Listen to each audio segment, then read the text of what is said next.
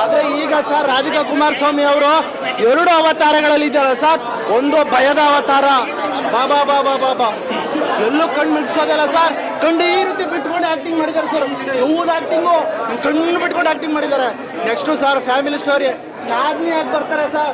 ನಾದ್ನಿಯಾಗಿ ಬಂದಾಗ ಸರ್ ಅವ್ರ ಆಕ್ಟಿಂಗ್ ನೋಡ್ಬೇಕು, ಅವ್ರ ಬ್ಯೂಟಿನ ನೋಡ್ಬೇಕು, ಅವ್ರ ಬ್ಯೂಟಿ ನೋಡಕ್ ಸರ್ ನೀವು.